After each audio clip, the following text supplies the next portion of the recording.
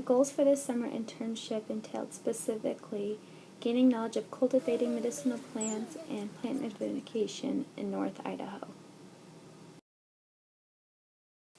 Working at Land of Peace was a starting point for my study, but most of my work was done through research and application.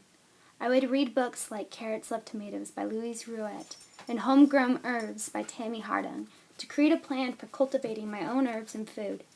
I started with the earth, learning about different fertilizers, and ended with a product that I was able to use. Growing your own herbs is amazing, but there are also many wild plants with medicinal qualities, so I set out to learn about them as well. This was accomplished through field walks, photography, and sketches in my journal, all the while building a new relationship with the plants around me. My first hike, I could barely name any plants, and by the end, I was informing my friends. My hikes would entail time out in nature with my camera, finding plants that intrigued me, and using various books to identify them. It never bothered me when I was unable to name them because it was the process of building these relationships, holding the plants in my hand, that was important to me. Many I recognized but never knew their names, or knew their names but didn't realize their use until I went home and did further research. Sometimes my hikes would entail harvests, like St. John's wort and wild roses. Many times my hunts for usable plants just meant a stroll around town and meeting members of my community, like asking my neighbor if I could harvest his dandelions. These encounters also meant a time of teaching, informing them that their hated weeds held many secrets. I made dandelion wine, pesto, and roasted root tea, building a strong relationship with the plants and at the same time my community. Another time I explained the difference to a passerby between tansy and St. John's wort by comparing the leaves and the flowers. Sometimes the plants scavenged were used in my garden, like making a fungicide using horsetail. These times would leave me thinking about the future and the beauty around me, inspiring me to learn more.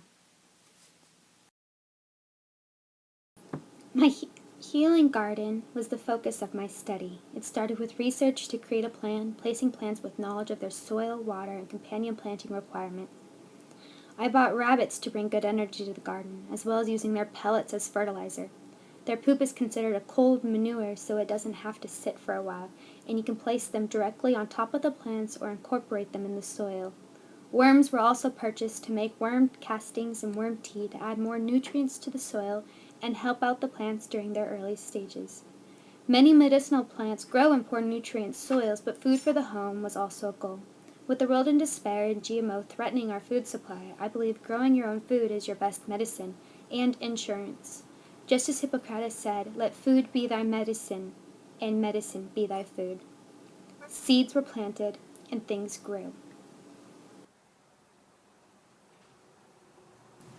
Our salad bed had the least amount of sun exposure, while broccoli was planted with potatoes because they are considered companion plants.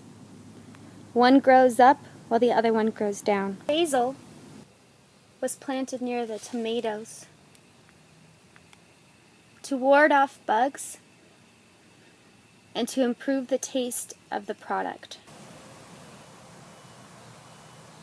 I also created a medicinal circle using various organic material from the area, such as rocks and twigs. I layered it up in a tier, allowing different plants to meet their different soil and sun requirements.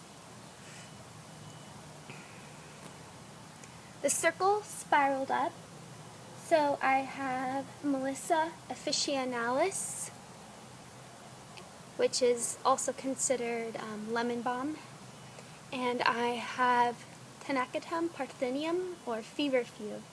They're both on the second pier because they prefer more of a well-drained soil and they like full sun. So I have them in a place where they can expand out and reach all the sun and water that they need. I also have Calendula officinalis. This is considered very soothing for the skin.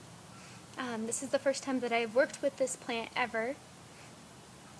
I also have Petrocilium crispum, which is parsley.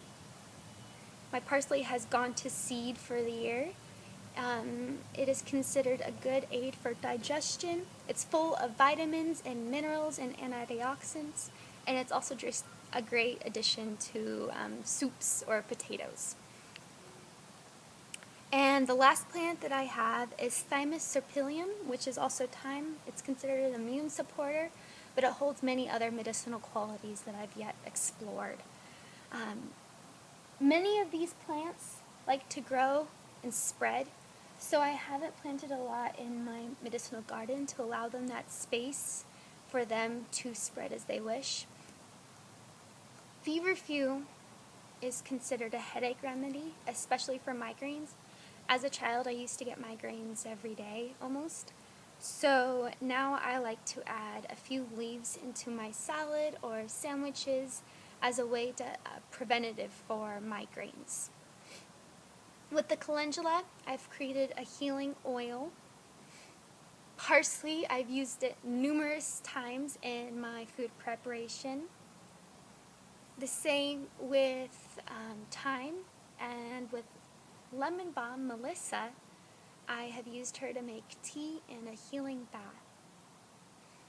So this is my medicinal circle. I've added a lot of things rock-wise, like petrified wood, to bring some good energy. My St. John's wort infused oil, Hypericum perforatum is the scientific name. It leaves this beautiful red color. This can be used to help treat burns, other wounds on the body. It has a constituent in it that helps promote new skin cells to be built. Then what I did was I went around and I collected a Calendula officinalis from my garden. I did just the flower heads. I've also read that many of the medicinal properties are held in the leaves, but from what I can tell, the flowers are the best spot.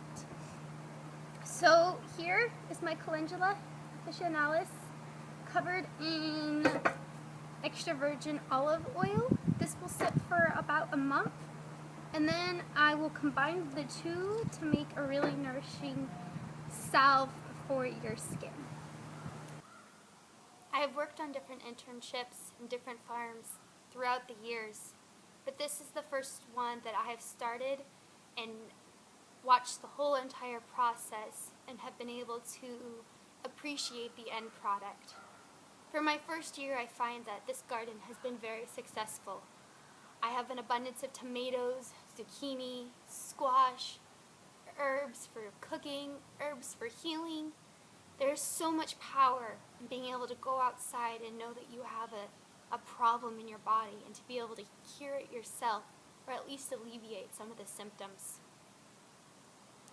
This garden has taught me that there is always more to learn. I talk with my neighbors and my friends that are gardening as well, and they say the same thing. And the best way to continue learning is to continue building the relationship that I have started, which I plan on doing. A garden is something that you don't think about in just one season or even just 1 year. It's almost a lifetime relationship that you build. And through the years and through the process, you learn so much about the plants as well as yourself. So I want to give special thanks to the plants in my garden and lots of love to them for all that they have given me, because they gave me and showed me the most amazing sort of love that I could ever feel. Meditation was another part of my project that I found I would go into a state of meditation, not necessarily by sitting and closing my eyes, but by spending an hour watering the garden in the early mornings, or sitting next to the calendula as I slowly trim away the deadheads, or harvest the leaves of the lemon balm and the mint and the feverfew and the sage. These were all times of meditation of sorts for me, and they were all times of me building a relationship and learning how to listen to the plants. The hours put in this garden are countless, but the love that I have received and the knowledge that I have gained is even greater.